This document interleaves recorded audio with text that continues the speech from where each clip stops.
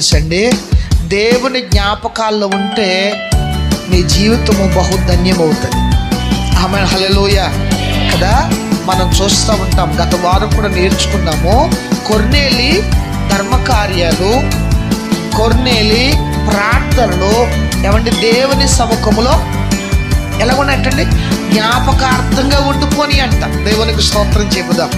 జ్ఞాపకార్థంగా ఉండిపోని కాబట్టే నీ కొర్నేలుకి ఏం అవసరమో గుర్తించిన దేవుడు, కొర్నేలుకి ఏ ఉపదేశం కావాలో గుర్తించిన దేవుడు, కొర్నేలుకి రక్షణ కావాలని గుర్తించిన దేవుడు కొర్నేలు రక్షణ కొరకు పేతురు గారిని పంపించాడు. దేవునికి స్తోత్రం చెబుదాం. కొర్నేలు రక్షణ కొరకు కొర్నేలుతో మాట్లాడటానికి దేవదూతను పంపించాడు దేవుడు. కానీ ఈరోజు దేవుని సముఖములో జ్ఞాపకార్థముగా మనం ఉందుముగాక. మనం చేసే భక్తి, మనం చేసే ప్రార్థన